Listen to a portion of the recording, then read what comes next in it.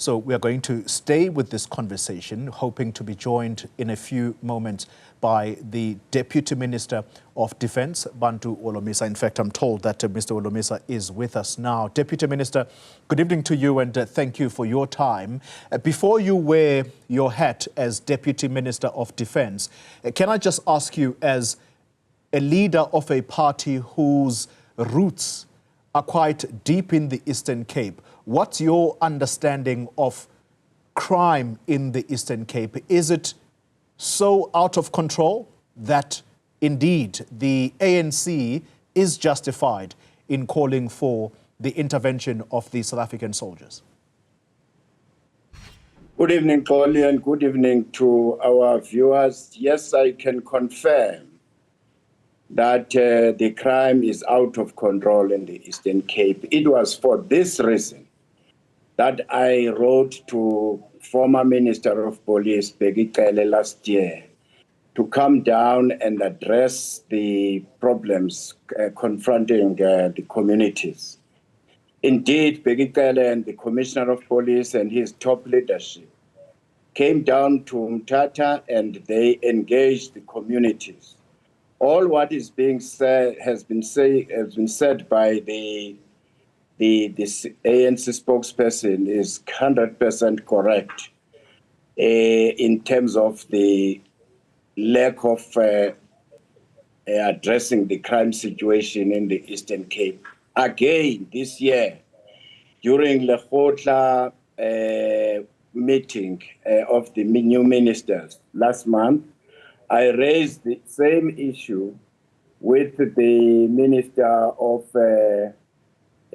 SAPS, that is Mr. Mkhunu, to say, please identify Eastern Cape as one of your crime hotspots. I was happy and that last week he came down with his team and accompanied by the Premier to come down to listen to the people in Mthatha and other areas like Port Elizabeth. And I hope that what is going to come out of these meetings, he must now assess the situation, consult the crime intelligence unit within his force, and if it need be, then he can write to the president and ask for reinforcement or support from the SANDF, but we don't have powers to investigate or rather to go and arrest people. Yeah. The army always act in support of the police. That's the law of the country. Yeah. And you bring up the very issue that is being asked for, and that is the deployment of the SANDF. Is it as simple as saying to the president, please deploy the army, and he basically puts pen to paper and that's it? Or is it slightly complicated than that?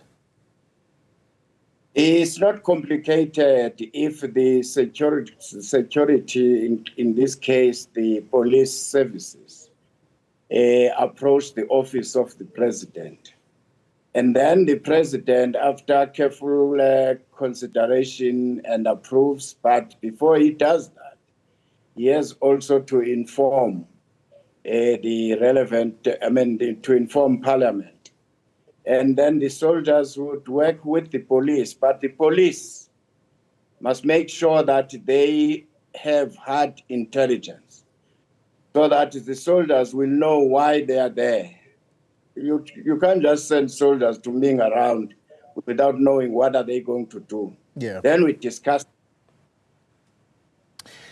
Mr. Holomisa, then the soldiers, we know very well, one of the well-publicized cases during the COVID pandemic, where soldiers were policing the streets alongside the South African Police Service. Theirs, as one of the army generals put it some time ago, that what soldiers know is scop and donor.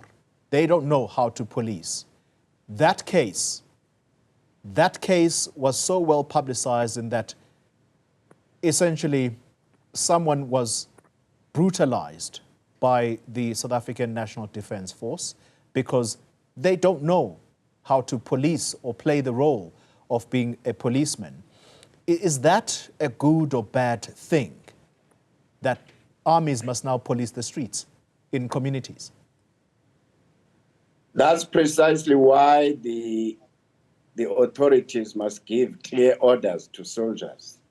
If soldiers are going to go to Mthatha, for instance, the police must have already identified which areas they want to target and tell the army what role of support, what support do they need as policemen.